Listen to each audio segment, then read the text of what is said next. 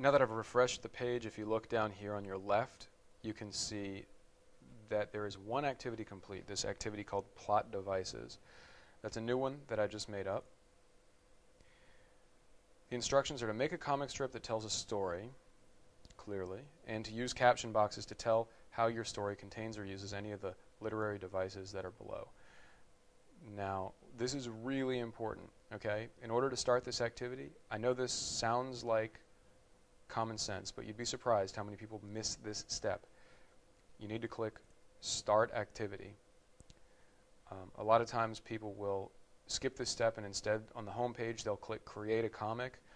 They'll make a comic strip and they'll put all the time into it, but then when they're finished with it, they can't turn it in because BitStrips doesn't know that you're doing this comic for a specific activity. So make sure that you hit that button, the one that says Start Activity.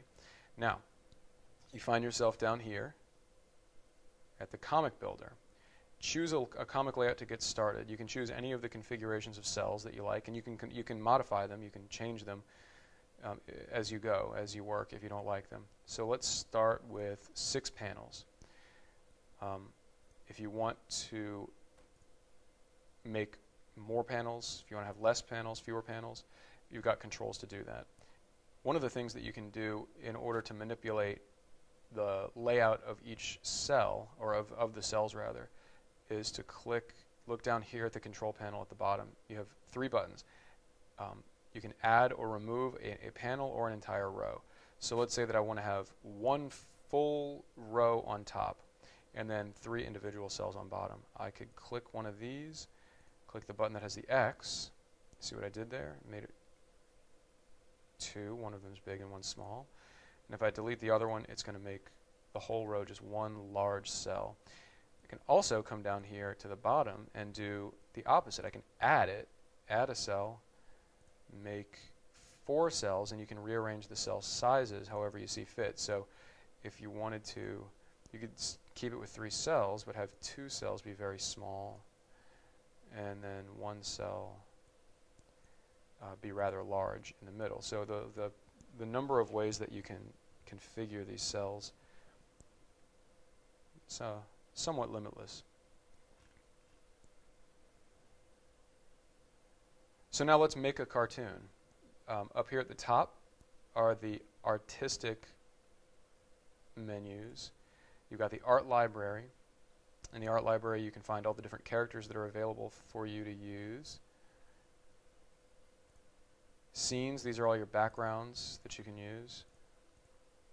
Props, exactly what it sounds like, and if you look over here you can see categories that you can use to filter. So if you only want to see the tools, here we go, got lots of tools. If you only want to see the things that are related to music, lots of musical instruments, you can browse around through the categories. Different types of text bubbles as well. Got regular speech bubble, we can just drag it down here. You can resize it if you like. Type in it. You can change the font and the size of the font up here.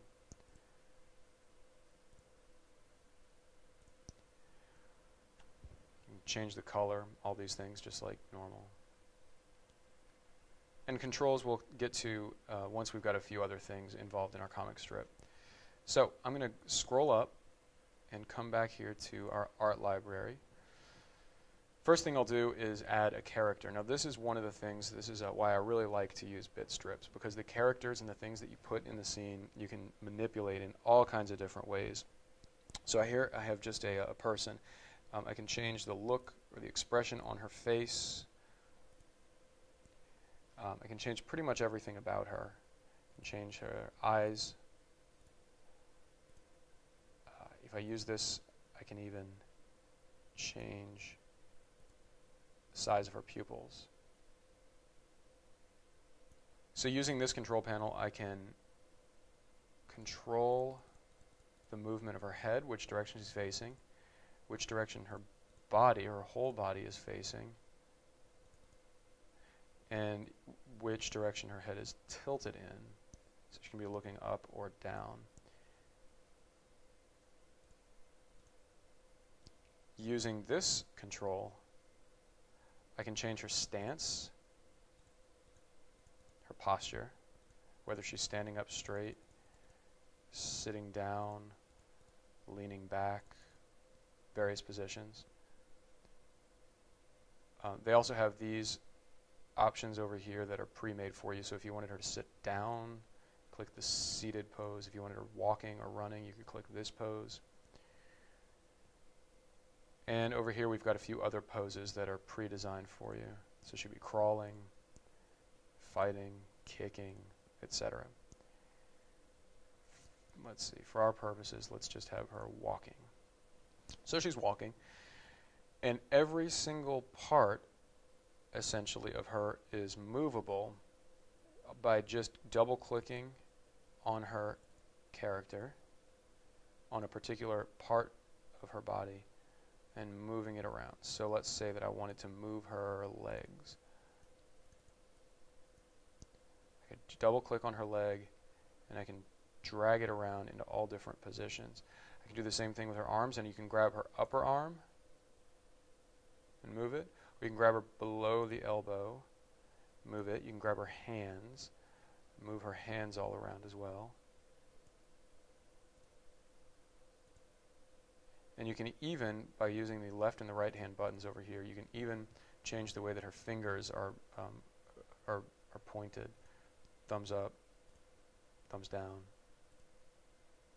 All kinds of different ways to articulate her hands. And once you're done, you can just double click somewhere else on the screen and it'll bring you back to the main control. There we go, she's angry. You can make her bigger or smaller by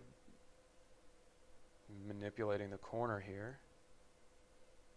And then the little buttons down here, these are going to come in handy once we get our scenery in, which we're going to do next. We're going to come back here to Art Library, to the Scenes area, and I would like to add a scene that, let's see, we'll add this scene in the home. When we make our friend here sit down, go back to the characters layout,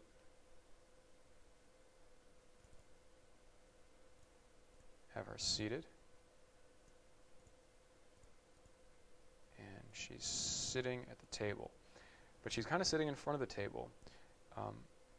So she's sitting in front of the table a little bit, and we can actually manipulate the layers. If you think about each element on the screen as a piece of paper or as a thing that's stacked on top of another thing. So right now the person is on the top of the stack. What we need to do is put her a little bit deeper into the stack where the table is on top of her, so we're seeing the table, and then her legs are behind the legs of the table. And we do that by doing this.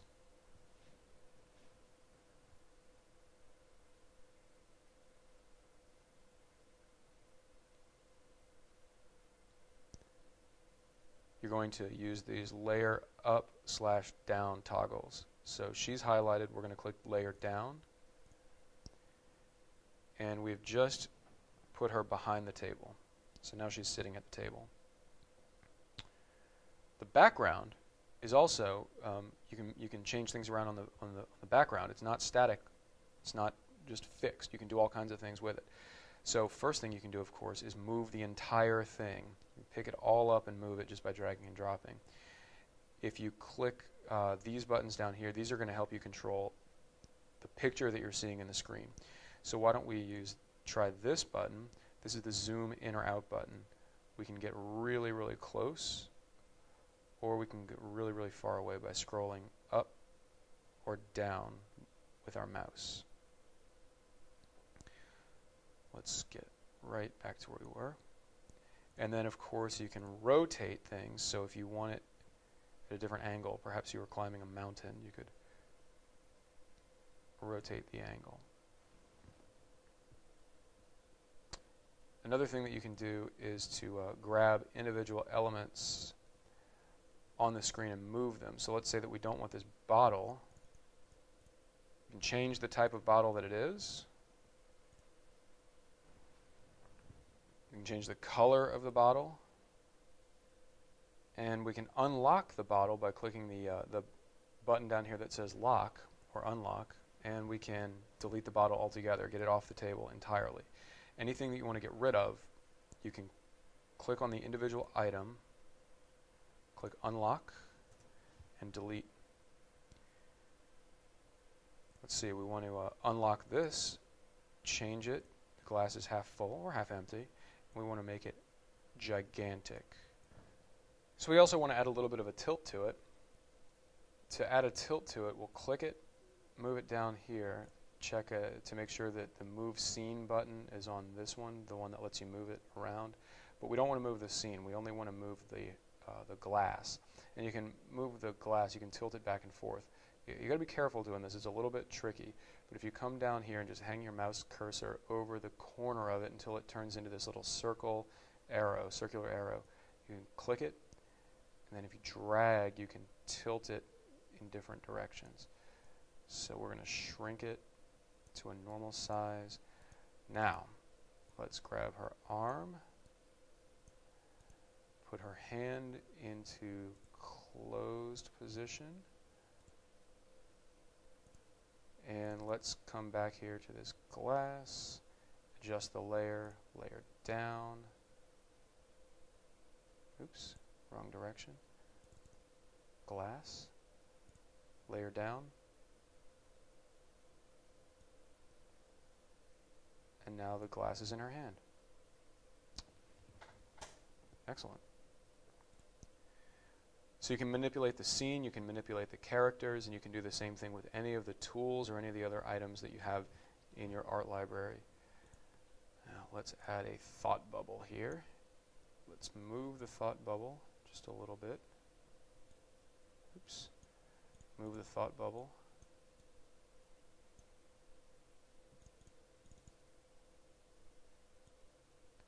Let's move it over here. That looks good. And we can grab this tail of the thought bubble and put it next to her head so it's clear that it's coming from her head. Let's make it a little bigger. And let's put some text in there.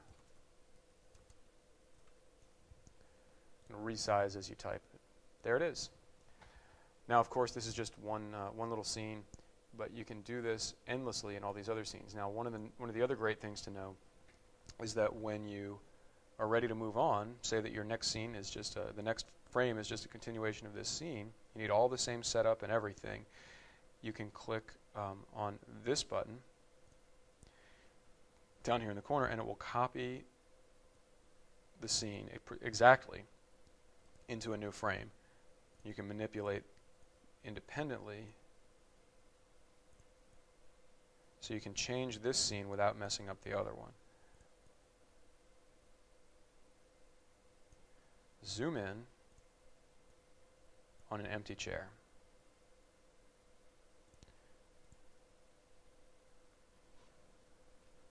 And that was easy. We didn't have to make any changes aside from zooming in a little bit and adding a thought bubble. So we've made one frame, and we can copy it endlessly to as many different frames as we want. Copy it again into the next frame, delete, resize,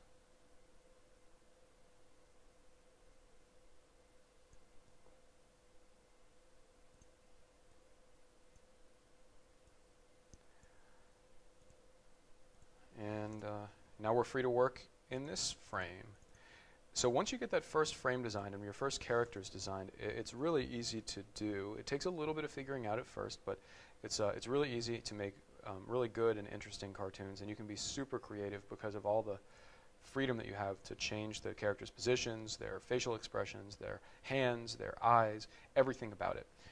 So be creative, come up with some good stuff, and I can't wait to see your comic strips.